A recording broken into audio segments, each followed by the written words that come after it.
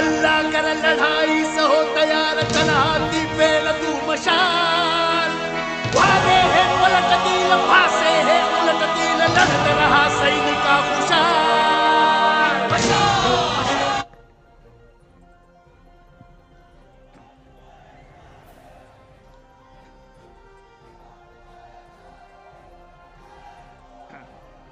व्यासपीठावरील सर्व मान्यवर आणि जमलेल्या माझ्या देशभक्त बांधवांनो, भगिनींनो आणि मातांनो, महाराष्ट्राच्या निवडणुकीतला आता शेवटचा टप्पा येत्या 1-2-5 दिवसावरती आलेला आहे. कधी नव्हे तेवढा महाराष्ट्र आज संतप्त आहे, उद्वेग आहे महाराष्ट्रामध्ये. आणि कोणत्याही परिस्थितीमध्ये इंडिया आघाडीचं सरकार आणणार म्हणजे आणणारच हा महाराष्ट्राने निश्चय केलेला आहे. आज छत्रपती संभाजी महाराजांची जयंती, त्याच्यामुळे आपल्या सर्वांच्या वतीने छत्रपती संभाजी महाराजांना विनम्र अभिवादन करतो. त्यांच्याकडनं स्वराज्य कसं राखायचं हे महाराष्ट्राने पाहिलं. त्यांच्यावर दबाव आणला होता, दडपण, म्हणजे जसं आता पक्षांतर करायला लावतायत, पक्षात ये नाही तर जेलमध्ये जा. त्यांच्यासमोर तर जीवन मरणाचा प्रश्न होता. पण तरी सुद्धा काय त्यांचं वर्णन करावं, तरी सुद्धा अत्याचाराला न घाबरता, न डगमगता, प्राण गेला तरी 72, पण मी औरंगजेबासमोर झुकणार नाही. आणि त्यांनी तसं करून दाखवलं. हे आत्ताचे जे काही नेबळट लोक फिरतायत, त्यांना छत्रपती शिवाजी महाराज, छत्रपती संभाजी महाराज यांचं नाव घेण्याचा अधिकारच नाहीये. गेले 10 वर्ष आपण पाहतोय, काही ठिकाणी प्रश्न विचारले जातात की तुम्हाला आत्ताच कसं कळलं? 10 वर्ष तुम्ही त्यांच्याबरोबर होतात, पण त्या 10 वर्षातले गेली 5 वर्ष आम्ही नव्हतो. 10 वर्षामध्ये कोणी कोणाच्या पाठीत वार केला हे तुम्ही सगळ्यांनी बघितलेलं आहात. आणि आम्हाला तेव्हा एक अशी आशा होती, शिवसेनेला आशा होती की मोदी काहीतरी करून दाखवतील. आणि मग एक त्यांच्या, जसं आपले उपमुख्यमंत्री म्हणतायत, किती इंजिन लागतात त्यांची, डबल इंजिन, ट्रिपल इंजिन, नुसती इंजिना बघून इंजिन लागतायत, डबे जोडतायत, डबे कमी पडतायत, पण इंजिन पुढेच सरकत नाही. 10 वर्ष नुसतं थापा टाकते, थापांच्या, म्हणजे वाफेचं इंजिन होतं तसं यांचं थापांचं इंजिन आहे. तुम्ही किती डबे लावा, किती इंजिन लावा, आता देशातल्या जनतेने ठरवलं की दिल्लीतलं मुख्य इंजिनच बदलून टाकायचंय. आणि जी बुलेट ट्रेन तुम्ही आणताय त्याच्यापेक्षा शतपटीने जास्त वेगाने ते इंजिन पुन्हा गुजरातला पाठवून द्यायचंय. आता गो बॅक. कालच या मतदारसंघात, म्हणजे मला काय काय वेळेला दया येते, कीव येते की किती वेळा बोलायचं या लोकांना, तरी सुधरतच नाही. मागे सुद्धा पालघरमध्ये आलो होतो, कुठे आपली सभा होती, बोईसर. त्याच्या आदल्या दिवशी हेच काल आले होते ना भाकड जनता पक्षाचे नेते बेअकली, तेच परत आले होते. मी बेअकली एवढ्यासाठी म्हणालो कारण मी माझ्या सभेत बोललो होतो की यापुढे जो शिवसेनेला नकली म्हणेल तो बेअकली आहे. त्याच्यामुळे काल ते बोलले म्हणजे ते बेअकली आहेत. आणि ज्याला अक्कल असते त्याला एकदा सांगितलेलं कळतं, यांना कळतच नाही म्हणून हे बेअकली आहेत. मला काय काय प्रश्न विचारून गेले की उद्धव ठाकरे याच्यावरती बोलावं, उद्धव ठाकरेंनी त्याच्यावरती बोलावं.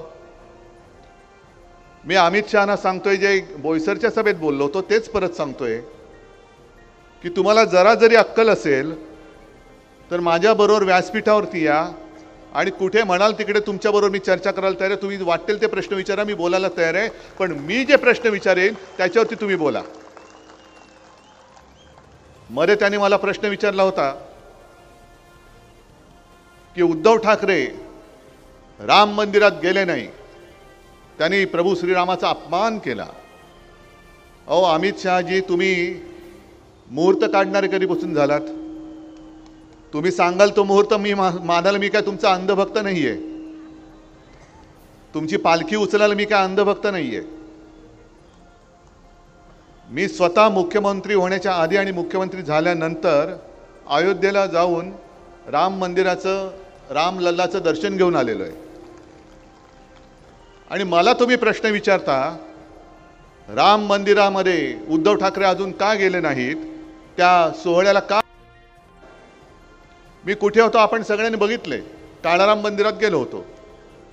पण अमित शहाजी, मला तुम्हाला प्रश्न विचारायचा आहे, त्यावेळेला तुम्ही सगळी भाऊ गर्दी अशी जमवली होती, सगळे बॉलिवूडचे कलाकार होते, त्याच्यामध्ये काही तुमचे आता नवी सोबती भ्रष्टाचारी ते पण होते. माझ्या देशाची अस्मिता असं ते तुम्ही मोठं मंदिर उभं केलं, तुम्ही नाही केलं, कोर्टाच्या निकालाने ते झालं, पण श्रेय तुम्ही उपटायला गेलात. मग देशाच्या अस्मितेचा प्रश्न असणाऱ्या राम मंदिराच्या लोकार्पण सोहळ्याच्या वेळेला माझ्या देशाच्या राष्ट्रपती महामहिम द्रौपदी मुर्मूताई का नव्हत्या, ह्याचं उत्तर तुम्ही द्या. का मुर्मूबाईंना, त्या आपल्या महामहिम राष्ट्रपतींना तुम्ही गाभाऱ्यामध्ये का घेऊन गेला नाहीत? आदिवासी आहेत म्हणून. आणि याच तुमच्या बुरसटलेल्या गोमूत्रधारी मानसिकतेविरुद्ध महामानव डॉक्टर बाबासाहेब आंबेडकरांनी लढा दिला होता. त्याच काळाराम मंदिरात तुम्ही तिथे जेव्हा तुमच्यावरती कॅमेरा ठेवून, म्हणजे मोदीजींवरती कॅमेरा ठेवून राम राम राम राम करत बसला होता, तेव्हा मी त्या काळाराम मंदिरात गेलो होतो. हे काय तुम्हाला माहिती नाही? ठीक आहे, मला जास्त काय त्यांच्यावरती बोलण्यासारखं आहे असं काय वाटत नाही. पण मोदी आणि शहा दोघांनाही मला सांगायचं आहे की तुम्ही देशभर फिरता आहात, महाराष्ट्रामध्ये फिरता आहात, तुम्हाला जरा जरी काही संवेदना आहेत का? कारण तुम्ही आता जे काय मतांची भीक मागत सगळीकडे फिरताय, तुमच्या दिमतीला सगळं काही आहे. जनतेच्या पैशातून सगळ्या ज्या काय सोयी सुविधा आहेत, मग कदाचित एअरफोर्सची विमान आहेत, हेलिकॉप्टर्स आहेत, सगळ्या तुमच्या बुलेट प्रूफ गाड्या, जॅमर, जिथे जिथे मोदी जातात तिकडे एअरफील्ड बंद करून टाकतात. सर्वसामान्य माणसांना जाता येत नाही तिकडे. जिथे सभा असते तिथे पूर्ण, म्हणजे पुण्यात सभा झाली, जणू काही लष्कराची छावणी असावी अशा पद्धतीने बंदोबस्त लावला होता. आणि असं सगळं छान शौकी करून तुम्ही मतांची भीक मागता, आणि ज्यांच्याकडे भीक मागता तुम्ही त्यांचा कधी विचार केलाय? आता तुम्ही तुमचे जे काही जोडे झिजतच नाही म्हणा, पण जेव्हा माझा शिकलेला तरुण किंवा तरुणी रोजगारासाठी सगळीकडे दारोदारी फिरत असतो, कोण देत नाही त्याला, मग तुम्ही मत मागितल्यानंतर आम्ही तुम्हाला मत देतो. 2 कोटी रोजगार तुम्ही देशाला देणार होतात, मग तीच माणसं तुमच्या त्या भूलथापांना भुलून त्यांनी तुम्हाला मतदान केलं होतं, आणि मग ते दारोदारी जेव्हा वणवण फिरतायत, त्यांची काय हालत होत असेल? त्यांच्या दिमतीला पोलीस, सैन्य, एअरफोर्सची विमानं नाही आहेत, गाड्या नाही आहेत. घरी गेल्यानंतर आई वडील विचारतात, काय रे नोकरी मिळाली का? नोकरी मिळत नाहीये. स्वतःचं घर कसं चालवायचं, वय निघून चाललंय. 10 वर्ष गेली तुमच्या नादी लागून. म्हणजे त्यावेळेला जे 25 वर्षाची मुलं होती ती आज 35 वर्षाची झाली, तरी त्यांना नोकरी नाहीये. आणि तुमची 1 टर्म झाली, दुसरी टर्म झाली, तिसरी टर्म झाली. किती वेळा तुम्हाला एक्सटेन्शन द्यायचं? एक तर तुम्ही कायमस्वरूपी रोजगार आणतच नाही आहात. कॉन्ट्रॅक्ट लेबर, सगळे कायदे, त्याला काळे कायदे म्हणावे का लागतात हा प्रश्न तुम्ही विचारा स्वतःला. म्हणजे सगळ्यांना बाकीच्यांसाठी कॉन्ट्रॅक्ट लेबर, अग्निवीर 4 वर्षासाठी, म्हणजे त्याला 4 वर्ष झाल्यानंतर तो किती उत्तम काम करणारा असू दे, पण त्याचं कॉन्ट्रॅक्ट संपलं, तू जा, तुझी गरज नाही. म्हणजे कंत्राटी पद्धतीने संपूर्ण देशभर तुम्ही कामगार उपलब्ध करताय, ज्याच्या भविष्याचा काही तो वेधच घेऊ शकत नाही. मग तुमचं सुद्धा कॉन्ट्रॅक्ट आता रद्द का करू नये हा जनतेने प्रश्न तुम्हाला विचारला, तर उत्तर काय तुमच्याकडे? तुमची सुद्धा 5 वर्ष झाली, 5 वर्षानंतर एक्सटेन्शन, त्याच्यानंतर पुन्हा एक्सटेन्शन, किती? आणि माझ्यावरती तुम्ही टीका करता, पवार साहेबांवरती करता. मी म्हणे माझ्या मुलाला मुख्यमंत्री करायचंय म्हणून मी निवडणूक लढवत आहे, पवार साहेबांना सुप्रियाला करायचंय. अहो ठीक आहे, आम्ही आमच्या मुलांसाठी करतो, पण तुम्ही स्वतः नवरदेव बनून तिकडे बोल्यावरती उभा किती वेळा राहणार तुम्ही? एकदा झालं, दोनदा झालं, तुमची हौसच भागत नाही. मी पुन्हा येईन. अरे घरी जा रे, आता खूप झालं, घरी जा आता. स्वतःसाठी लढतायत, त्यांना लाज नाही वाटत. स्वतः पहिलं मोदीजी, तुम्ही घराणेशाहीवरती आरोप करता, मग पहिली तुम्ही खुर्ची सोडा ना. सोडा खुर्ची. नाही होणार मी पंतप्रधान, सांगा देशाला जर हिंमत असेल तर. होत तर नाहीच आहात तुम्ही, ते तर देशाने ठरवलंय. आणि आज त्यांनी जाऊन निवडणूक अर्ज भरला, मग पुन्हा जरा ते गहीवरून वगैरे त्यांना आलं असं म्हणतात. गहीवरून बरं येतं. आणि त्यांनी सांगितलं की 2014 में मुझे गंगा माँ ने बुलाया था और अब ऐसा लगता है कि गंगा माँ ने मुझे गोद ले लिया है. अच्छी बात है मोदी जी, बहुत अच्छी बात है.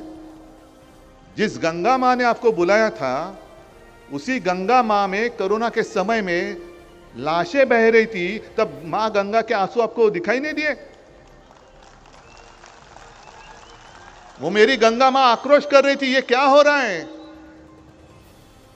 काय तुम्हाला त्या गंगेमध्ये मृतदेह सोडण्यासाठी गंगा माँ ने बोलवलं होतं? इसलिए आपको बुलाया था माँ गंगा ने कि आओ आओ बेटा आओ और मेरी बेटी धारा में लाशें छोड़ो, इसलिए आपको बुलाया था. तो संपूर्ण जो का काळ होता तिकडे तो हरिश्चंद्र घाट, जागा कमी पडत होती, चिता पेटल्या होत्या. आणि मग जागा कमी पडली म्हणून मृतदेह असे गंगेमध्ये सोडून दिले होते. त्याची सुद्धा चित्रीकरण झाले, फोटो आलेत. हे मोदी जी, आप शायद भूल गए होंगे, लेकिन गंगा माँ और देश की जनता नहीं भूली है. किस लिए आप जा रहे हैं वहां पे, और गंगा माँ आपको क्यों गोद ले?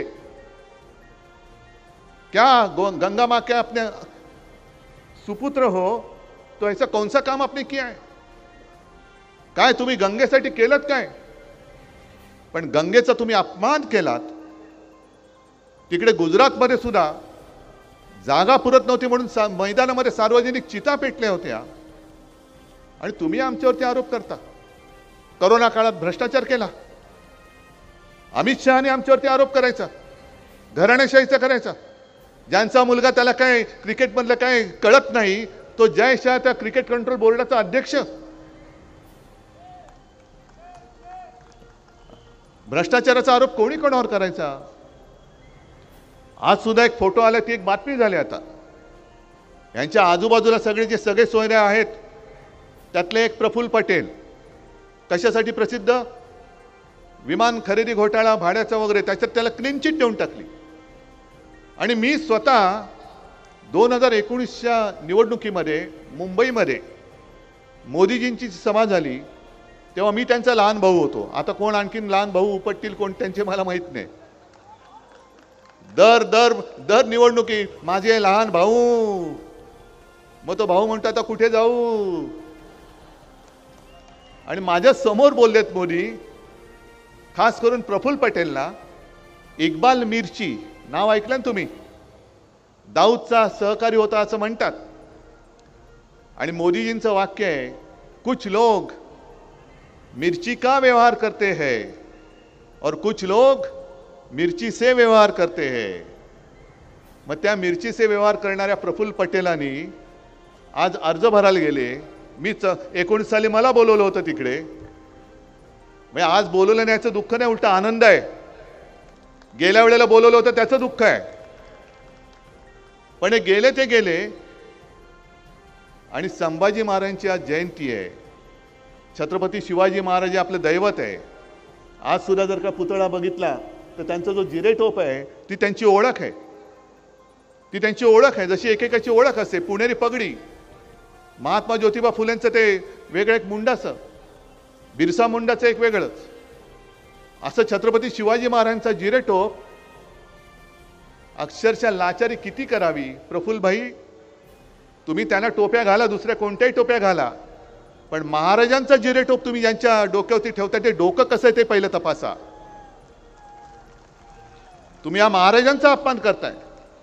तुम्ही लाचार झालात, वा, तुमचा प्रश्न आहे तो, तुमची लाचारी तुमच्यापाशी, त्यांचं आमचं काही देणं घेणं नाहीये. पण कोणाचं कौतुक किती करायचं? मोदीजींच्या चरणी लीन होताना तुम्ही माझ्या छत्रपतींच्या जिरेटोपाची ती जी काही होती शान ती घालवता. असं काय नेमकं मोदीजींनी केलंय महाराष्ट्रासाठी? इथे तुम्ही सगळेजण जमलेला आहात, पालघर हा मतदारसंघ आहे. मला सांगा, ह्या सगळ्या त्यांच्या अट्टहासापायी किती जमीन आता तुमच्याकडे शिल्लक राहिले? सगळे 5-5 प्रोजेक्ट रेल्वेचे हे सगळे गुजरातकडे. बुलेट ट्रेन गुजरातला, तुम्ही जाणार कोण बुलेट ट्रेनवरनं? आणि तुम्ही विचार करा, मगाशी मी जे सांगत होतो की तुम्ही त्यावेळेला भाजपाबरोबर गळ्यात गळा घातला होता, बरोबर आहे. पण जो भाजपा अटलजी आणि अडवाणीजींच्या वेळेला होता तो भाजपा आता राहिलेला नाहीये, अजिबात राहिलेला नाहीये. जो भाजप, ज्या शिवसेनेनी त्यांना कठीण काळात जी एक मदत केली, तुम्ही विचार करा. आता हे 400 पार 500 पार जाऊ द्या, अख्खी बार भाजपात तडीपार येतं ठरवलेलंच आहे. पण संपूर्ण देशात भारतीय जनता पक्षाचे 2 खासदार होते, फक्त 2. तुम्हाला कोणाला माहिती आहे? 2च खासदार होते. आणि तेव्हा जर का शिवसेनेनी साथ दिली नसती तर मोदीजी तुम्हाला दिल्लीचं तख्त नसतं दिसलं. अटल बिहारी वाजपेयी तुम्हाला केराच्या टोपलीत टाकायला निघाले होते. त्या दंगलीनंतर राजधर्म का पालन करना होगा हे त्यांचं वाक्य होतं. आणि अख्ख्या देशामध्ये एकमेव व्यक्ती, हिंदू हृदय सम्राट, ही तुमच्यासोबत तुमच्या पाठी उभी राहिली नसती तर मोदीजी तुमचा उदय देशाच्या क्षितिजावरती झाला नसता. मग 14 साली तुम्ही माझी सही घेतलीत पंतप्रधान व्हायला, 19 साली घेतलीत. आणि 19 साली तुम्ही पंतप्रधान झाल्यानंतर तुम्ही शिवसेनेचा विश्वासघात केला, उद्धव ठाकरेचा विश्वासघात केला. बरं, घरी येऊन तुम्ही गेलात.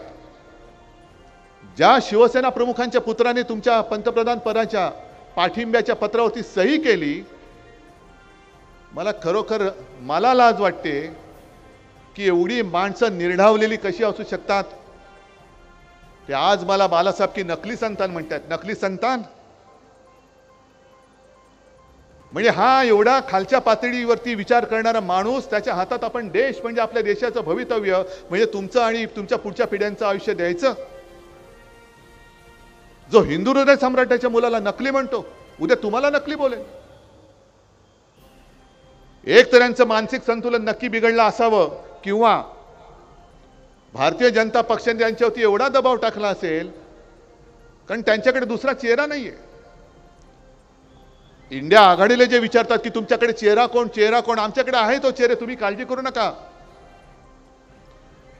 पण प्रश्न भाजपाला पडलाय की हा चेहरा चालत नाही, मोदींचं नाणं चालत नाही, आता दुसरा आणायचं कुठून आयत्या वेळेला. आणि अरविंद केजरीवाल जे बोललेत तो एक विचार करण्याची गोष्ट आहे. कारण मोदींनीच सांगितलं की 75व्या वर्षी निवृत्त झालं पाहिजे. मोदीजी तुम्ही या वर्षीच निवृत्त होत आहे, या वर्षीच, आत्ता या 4 जूनला. मग अमित शहा म्हणाले नाही नाही नाही नाही तसं नाही. मोदीच म्हणजे ते म्हणाले काय की केजरीवालला धन्यवाद दिले पाहिजे की म्हणजे मोदी पंतप्रधान होतील. मोदी पंतप्रधान होतील असं नाही ते बोलले की जर झाले तर 2 वर्षांनी ते निवृत्त होतील आणि हे कालचे बेअखली तिकडे पंतप्रधान पदावर बसतील. आणि म्हणून अमित शहा मेहनत करतात की काय? म्हणून अमित शहा मेहनत करताय. मग अमित शहा जे बोलले की 75 वय हे मोदींसाठी नाहीच आहे म्हणजे मोदी खोटं बोलतायत. मग निवृत्ती कोणाला? फक्त अडवाणींसाठी, मुरली मनोहर जोशींसाठी. जे सगळे सुसंस्कृत चेहरे होते भाजपातले त्यांना तुम्ही 75व्या वर्षी निवृत्त करणार आणि मोदींसाठी निवृत्तीचं वय ठरलेलं नाही. म्हणजे स्वतःच्या पक्षात खोटं बोलतायत, देशाशी खोटं बोलतायत आणि पुन्हा मतं मागतायत. मी शिवसेनेचा जो वचननामा दिलेला आहे तो तुमच्यापर्यंत पोहोचला असेल. मी त्याच्यामध्ये भरमसाठ वचनं नाही दिलीत, मी एक 4-5च वचनं दिलेली आहेत. एक पहिलं वचन जे मी शपथ घेऊन तुम्हाला सांगतो की आपलं इंडिया आघाडीचं सरकार आल्यानंतर जे आपल्या महाराष्ट्राचं म्हणजे तुमचं हक्काचं, तुमची रोजीरोटी, जे वैभव मोदी आणि शहानी लुटून गुजरातला नेले ते मी पुन्हा महाराष्ट्रात आणून दाखवल्याशिवाय राहणार नाही. बघतो कोण आडवा येतो. आमचा गुजरातबद्दल आकस नाही, मी प्रत्येक सभेत सांगतोय. जे गुजरातच्या हक्काचं असेल ते जरूर आम्ही देऊ. आम्ही इंडिया आघाडीचं सरकार सुद्धा गुजरातला देऊ. पण गुजरातला देताना तुम्ही माझ्या महाराष्ट्राचा हक्काचा घास, तोंडातला घास काढून जर देणार असाल तर तुमच्या महायुतीचा मत मागणारा हात आम्ही आजच निवडणुकीत कापल्याशिवाय राहणार नाही. काय गुन्हा काय केलाय महाराष्ट्राने तुमचा? महाराष्ट्राने 2 वेळेला 40 पेक्षा जास्त खासदार मोदीजी तुम्हाला निवडून दिले.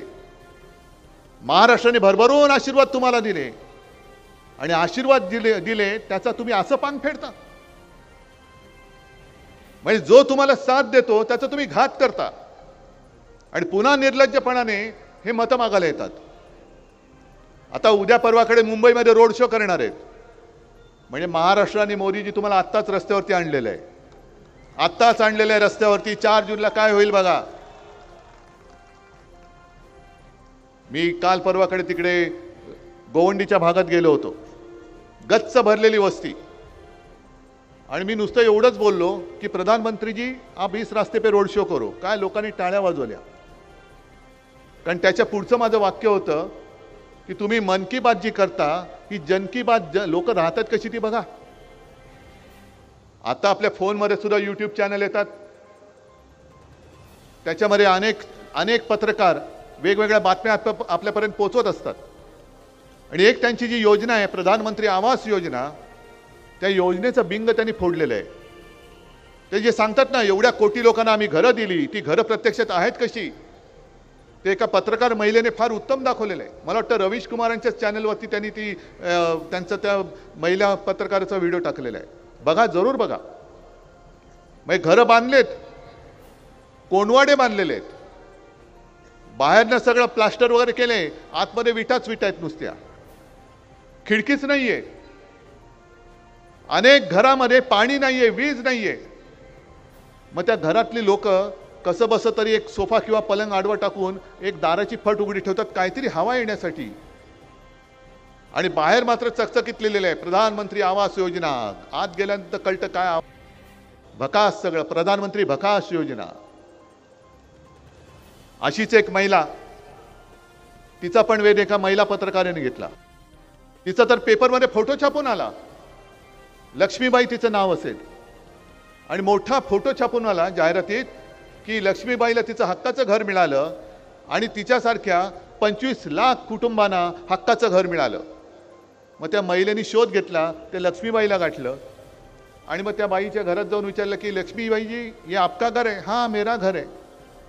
तो ये प्रधानमंत्री आवास योजना में मिला है? तो बोले नहीं, ये तो मेरा किराए का घर है, 500 रुपया किराया देना पड़ता है. तो फिर ये फोटो, ये पता नहीं कब लिया फोटो. मुझे आज किसी ने लोगों ने कहा कि आपकी फोटो आई है पेपर में, कब लिया फोटो पता नहीं.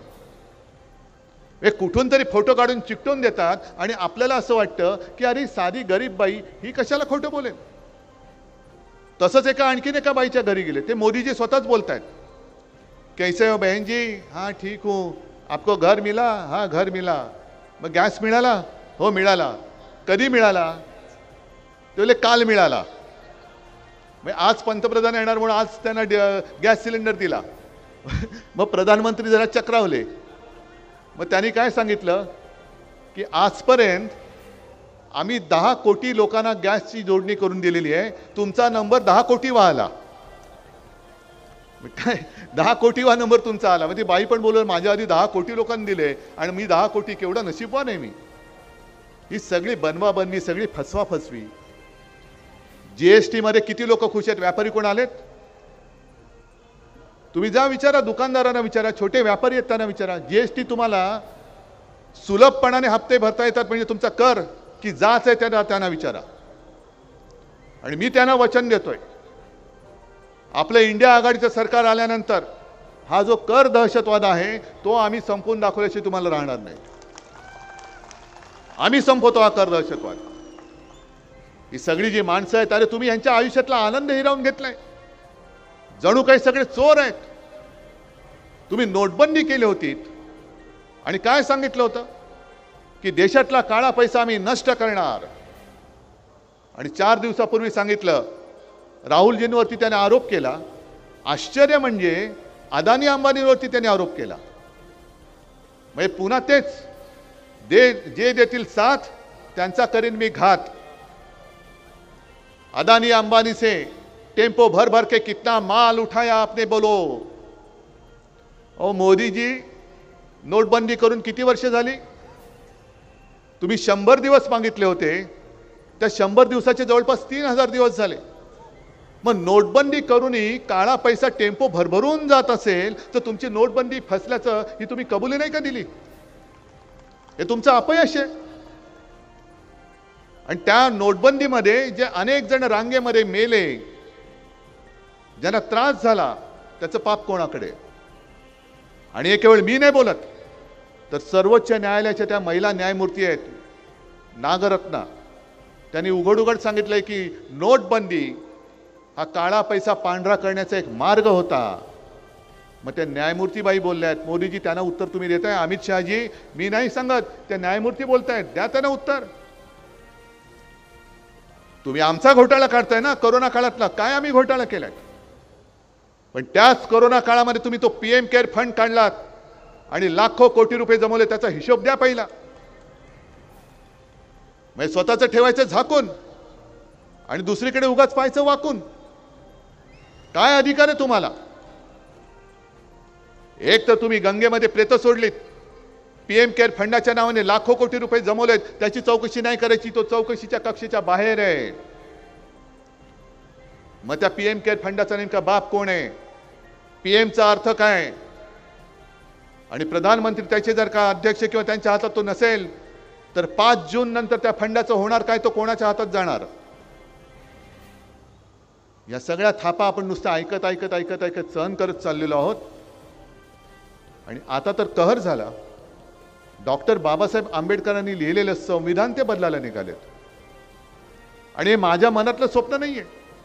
भारतीय जनता पक्षाचेच माजी आमदार, माजी खासदार, काही आत्ताचे आमदार, काही माजी मंत्री, कर्नाटकातले ते हेगडे, राजस्थानमधले त्यांचे कोणतरी, ते बोलतायत आम्हाला संविधान बदलायचे म्हणून 400 पार पाहिजे. का बदलायचे संविधान? काय असं त्याच्यामध्ये काय चूक आहे?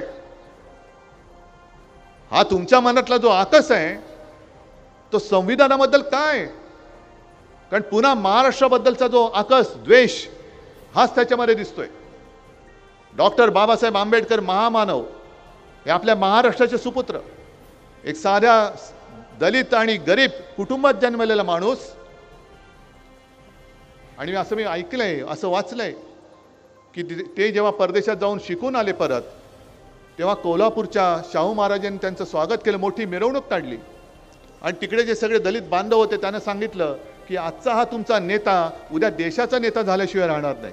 हे छत्रपती शाहू महाराज बोलले होते. एवढा त्याला दिलदारी लागते, एक मनाचं मोठेपण लागतं की दुसऱ्याचं मोठेपण मान्य करणं, एवढी दिलदारी लागते. पण हे बुरसटलेले गोमूत्रधारी जे मी बोलतोय ते एवढ्यासाठी बोलतोय की ही मानसिकता आहे, ही व्यक्ती नाही, ही मानसिकता आहे. आणि ह्या बुरसटलेल्या गोमूत्रधाऱ्यांनीच आपल्या संत तुकारामांच्या गाथा या बुडवल्या होत्या. आणि तीच बुरसटलेली गोमूत्रधारी मानसिकता हे एका दलित कुटुंबात जन्मलेल्या महामानव डॉक्टर बाबासाहेब आंबेडकरांनी लिहिलेलं संविधान हे आता बुडवायला निघालेलं आहे. आणि बघत बसायचं आदिवासींचे काय हक्क राहतील, दलितांचे काय हक्क राहतील. बरं, आजपर्यंत तुम्ही जी काय कामं केली 10 वर्षाची आणि पुढे काय करणार आहात? अहो, रोज पेपरमध्ये मी बघतोय, मला कळतच नाही ही जाहिरात 2024ची आहे की 2014ची आहे. आम्ही रोजगार देणार, आम्ही गॅस कनेक्शन देणार, आम्ही घरं देणार. अहो 10 वर्ष तेच बघतोय. देणार कधी?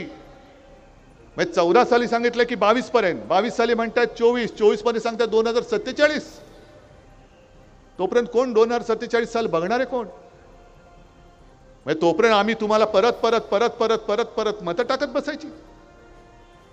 आमची घराणेशाही तुम्ही म्हणता माझ्या मुलासाठी म्हणून मी लढतोय. अरे माझ्या मुलाला मुख्यमंत्री करायचे की नाही माझ्या राज्यातली जनता ठरवेल. मोदींच्या आशीर्वादाची, शहांच्या आशीर्वादाची गरज नाहीये मला. आणि मग मी त्यांना जाहीर आव्हान देतो घराणेशाहीवरती बोलायचं तर बोला, मी तुमच्या बाजूला उभं राहतो. मोदी शहा तुम्ही दोघेही राहा. तुम्ही तुमच्या घराण्याचा इतिहास सांगा असला तर मी माझ्या घराण्याचा इतिहास सांगतो. चला होऊन जाऊ द्या. मी माझ्या 7 पिढ्या आधीच्या सांगतो. तुम्ही तुमच्या 7 पिढ्यांचं कर्तृत्व सांगा. काय तुमचं कर्तृत्व काय? कारण नुसतं कर्तृत्व म्हणून नाही, तर घराण्याचा एक वारसा असतो, घराण्याची एक संस्कृती असते, घराण्याचे संस्कार असतात जे माझ्यावर आहेत. आणि मोदीजी, शहाजी, दुर्दैवाने मला आज बोलावं लागते की ज्या भाषेत तुम्ही बोलताय ही तुमची कुठले तरी तुमच्या राहत्या त्या घराच्या सोसायटीची निवडणूक नाही, ही देशाची निवडणूक आहे. संपूर्ण जग बघतंय. जग देशाचा पंतप्रधान कोणत्या भाषेत बोलतायत, देशाचे गृहमंत्री कोणत्या भाषेत बोलतायत. तुम्ही माझ्या हिंदुत्वाची बदनामी करताय, तुम्ही माझ्या देशाची बदनामी करताय. अरे उद्धव ठाकरेला संपवायचं आहे तर तुम्ही पक्ष काढला, चिन्ह काढलं, तरी देखील उद्धव ठाकरेबद्दल तुम्हाला रोज का बोलावं लागतंय. संपूर्ण सत्ता तुमच्याकडे, सगळे येत आहेत ते उद्धव ठाकरेवरती बोलतायत. काय असं उद्धव ठाकरेमध्ये काय, त्याच्यामध्ये काय आहे ह्याचा पहिला तुम्ही विचार करा ना. का ही आज माझ्या पक्ष काढला, तुम्ही चिन्ह काढलं, तरी व्यासपीठावरती माझे सगळे साथी सोबती माझ्यासोबत आहेत आणि जनता मी जिथे जातोय तिथे काय येते माझ्याकडे.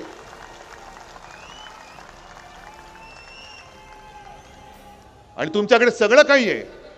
पंतप्रधान पद, गृहमंत्री पद, सगळा लवाजमा आहे. अरे साधा आम्ही जायचं म्हटलं तर आमच्या एस्कॉर्टच्या गाडीवरचे दिवे काढले, तुम्ही काढा ना. त्या दिव्यामुळे आमचा प्रकाश नाहीये. तुम्हाला सत्तेचा दिवा, कारण तुमचा प्रकाश नाहीये म्हणून तुमच्या गाडीवरती दिवा लागतो. प्रधानमंत्र्यांच्या ताफ्यामधल्या दिवे काढत, प्रधानमंत्र्यांचं विमान इकडनं तिकडनं जाताना आता उद्या येणार आहेत का परवा येणार आहेत, बघा मुंबईचा एअरपोर्ट बंद करतात की नाही. ही सगळी मस्ती तुम्ही करताय. प्रधान सेवक जर असाल तर ट्रेननी फिरा ना. सोयी सगळ्या प्रधानमंत्र्याच्या आणि ढोंग गाण्याचं सेवकाचं. म्हणजे शिवसेना प्रमुख बोलायचे की जेव्हा देशाची निवडणूक येईल तेव्हा पंतप्रधानांनी राजीनामा दिला पाहिजे, राष्ट्रपती राजवट लागू केली पाहिजे, कोणी पंतप्रधान असता कामा नये.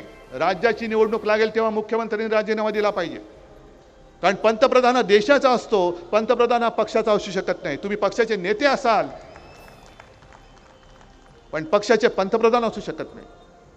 आणि जर पंतप्रधान एका पक्षाचा प्रचार करत असतील त्यांच्या, तर माझ्या भारतीताईच्या प्रचाराला पंतप्रधान माझ्या देशाचा काय येत नाही का? आम्ही तुम्ही सांगता त्याच्यावर विश्वास ठेवायचा आणि आम्ही सांगतो त्याच्यावरती विश्वास नाही ठेवायचा, हे सांगणारे तुम्ही कोण? तुम्ही पंतप्रधान म्हणून प्रचार करू कसा शकता? याला खरं आपला आक्षेप असला पाहिजे. आणि साहजिकच आहे, ज्या वेळेला आमच्याकडे तर काहीच नाहीये, माझ्याकडे पक्ष नाही, चिन्ह नाही, सगळ्यांनी हरामखोरीपणा करून, सगळ्या शासकीय यंत्रणांचा दुरुपयोग करून हे सगळं खेचून घेतलं. तुम्ही विचार करायला उद्धव ठाकरे बोलतोय पण याला देऊ कसं शकेल, ह्याच्याकडे काही नाहीये. आणि बाजूला मोदी बोलतायत, हे तर पंतप्रधान आहेत. मग समान नागरिक कायदा नंतरचा नंतर बघू, पहिला आत्ता जो कायदा तो सगळ्यांना समान का नाही लावत? कायदा पुढे सगळे सारखे असतील तर ज्या सोयी सुविधा मला मिळत आहेत, ज्या अडचणी मला मिळत आहेत, मला येत आहेत, त्याच अडीअडचणी आणि त्याच सोयी सुविधा मोदी आणि शहाना सुद्धा तशाच मिळाल्या पाहिजेत. मोदी आणि शहानी सुद्धा देशाचे गृहमंत्री आणि देशाचे पंतप्रधान म्हणून भाकड जनता पक्षाचा प्रचार करता कामा नये. तुम्ही देशाचे पंतप्रधान आहात, आहेत ना तुमचे अध्यक्ष वगैरे, त्यांचा करा ना नड्डा टाईट आणि फिरवा त्यांना. पण हे सगळं नाचवून टाकलेलं राजकारण, पक्ष फोडतायत, कुटुंब फोडतायत. बरं एवढं करून सुद्धा तुम्ही उद्धव ठाकरेला घाबरता, हे मान्य का नाही करत?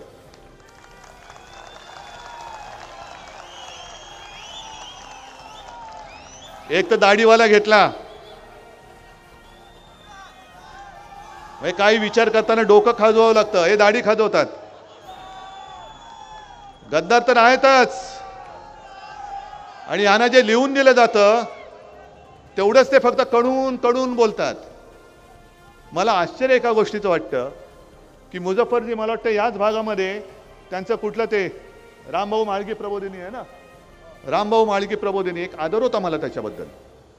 कारण त्याच्यामध्ये तेव्हा प्रमोद महाजन ते बघायचे, आता कोण बघतं माहिती नाहीये.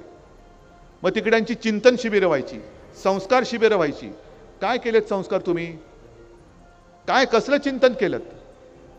आणि मग ती सगळी संस्कार केलेली माणसं ही कुठे गडप झाली? का तुम्हाला सभेला सुद्धा भाड्याने माणसं आणावं लागतात? पार्टनर घ्यावे लागतात? का तुम्हाला मैदानं सुद्धा भाड्याच्या माणसांकडनं बुक करावी लागतात?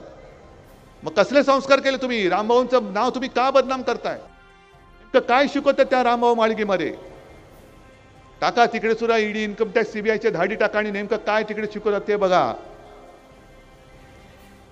मला काही वेळेला वाईट वाटतं की त्या संस्कारातनं तयार झालेली माणसं, त्यांच्याबद्दल मला आजही आदर आहे, पण त्यांच्यावरती आज जे सगळे भ्रष्टाचारी जमलेत त्यांच्या सतरंजा उचलण्याची वेळ आली. काय त्यांचं आयुष्य असेल? याच्यासाठी केला होता अट्टहास. हा भाजप तुम्हाला अपेक्षित होता? हा राष्ट्रीय स्वयंसेवक संघ, त्यांना सुद्धा मला विचारायचे की ह्याच्यासाठी तुम्ही अट्टहास केला? अनेक संघ कार्यकर्ते मला माहिती आहेत जे अविवाहित राहिले. अनेक जणांनी आपल्या कुटुंबावरती निखारा ठेवला, पण संघाच्या कार्याला वाहून घेतलं. का? कारण देशाची सत्ता आली पाहिजे. आली, पण ती आलेली सत्ता तुम्ही नासवून टाकलीत. जे तुमच्या विचाराला साथ देऊन, सोबत देऊन तुमच्या बरोबर आले होते, त्यांना तुम्ही दुश्मन मानायला लागलात. जरा काही झालं, आता सांगण्यासारखं काही नाही, मग लाव हिंदू मुसलमान वाद, धर्माधर्मामध्ये भांडणं लावायची आणि मग स्वतःच्या पोळ्या भाजायचं.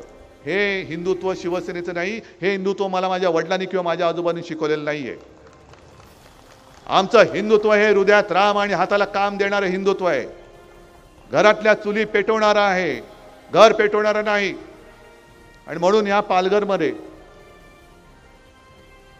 हा जो सगळा काही विभाग आहे, एका बाजूला आदिवासी आहेत, मच्छीमार आहेत. वाढवण बंदर तर मी होऊ देणारच नाही, मोरबे पण होऊ देणार नाही. आणि आता तिथल्या मच्छीमार सोसायट्यांना त्यांना जे काय कर्ज लागतं त्याच्यावरनं ब्लॅकमेल करायचं चाललेलं आहे. घाबरू नका. हे झालं आज, आता किती 14 तारीख गेली, अजून फक्त 20 दिवस थांबा, मग बरोबर आहे ना. यांचं कर्ज जे आहे ना, हे व्याजासकट मी फेडून दाखवतो तुम्हाला. या भाजपचं कर्ज मी फेडून दाखवतो तुम्हाला. मग तिकडे मच्छीमारांना ब्लॅकमेल करायचं, इकडे वसईमध्ये तर गुंडागर्दी. तुम्हाला माहिती आहे काय भाजप नेहमी काय करतं की एक उमेदवार नाही उभा करत, एक स्वतःचं देतं आणि एक दुसऱ्याची मतं फोडायला दुसरा कोणतरी उभं करतं आणि अशीच शिटी वाजते. मग आपल्याला वाटतं की हा त्यांच्या विरोधात आहे. आता मत नासवू नका. ही लढाई सरळ सरळ लोकशाही विरुद्ध हुकुमशाही अशी लढाई आहे. तुमच्या आयुष्याची लढाई आहे. तुमच्या भावी पिढ्यांसाठी आम्ही लढतोय. मी उद्धव ठाकरे म्हणून माझी लढाई नाही लढत, मी तुमची लढाई लढतोय. तुमच्यासाठी लढाई लढतोय. तुमच्या भरोशावरती लढाई लढतोय. तुमच्या जोरावरती आणि तुमच्या आशीर्वादावरती मी लढाई लढतोय. आणि याच्यामध्ये एक सुद्धा मत हे नाचता कामा नये. तुम्ही जर का विचार केला, प्रत्येक निवडणुकीत भाजप सत्तेवर जरूर आला, आपली साथ होती, आता ती गेलेली आहे. आणि भाजपाच्या विरोधातली मतं एकत्र केली तर भाजपचा पालापाचोळा होतो. आता तर आपली मतं सुद्धा त्यांच्यापासून तुटलेली आहेत. आता ही हुकुमशाही विरोधातली मतं ही घट्ट होऊन त्या घट्ट हातामध्ये मशाल पेटली पाहिजे. एक भारतीताईसारखी तुमच्यातलीच एक महिला, साधी महिला, आदिवासी, तुमच्या प्रश्नाची जाण असणारी, हा आवाज लोकसभेमध्ये उठलाच पाहिजे. तुमचा आवाज लोकसभेमध्ये जर कोणी तुमच्या व्यथानं वाचा फोडेल तर ती भारतीताई आहे. कारण आजपर्यंत आम्ही सुद्धा स्वीकारलं होतं, बाहेरून आलेलं पार्सल स्वीकारलं होतं. आता भाजपला सावरायला कोणीच नाहीये म्हणून कोणाला तरी केलंय उभं. पण आता चुकू नका. आणि मला विजय हा साधा सुद्धा विजय नको, हुकुमशहाचं डिपॉझिट जप्त करून विजय पाहिजे. आणि हा विजय मिळाल्यानंतर हा विजय हा महाविकास आघाडीचा नुसता नसेल, उद्धव ठाकरेचा नसेल, भारतीताईचा नसेल, हा विजय तुमचा असेल. तुम्हीच तुमच्या विजयाचे शिल्पकार असणार आहात. आणि मला खात्री आहे की एकदा तुम्ही ठरवलात तर त्यांच्याकडे किती यंत्रणा असू दे, तुम्ही फक्त एका बोटाने हुकुमशाहीचा पराभव करू शकता. आणि तो तुम्ही कराल ही खात्री बाळगतो आणि आपली रजा घेतो. जय हिंद, जय महाराष्ट्र.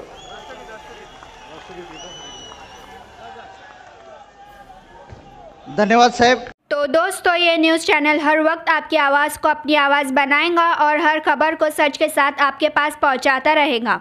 हर खबर आपके पास पहुंच सके इसलिए इस चैनल को सब्सक्राइब, लाइक और शेयर ज़रूर कीजिए। फिर मुलाकात होंगी सच के साथ आपके पास नई खबर के साथ।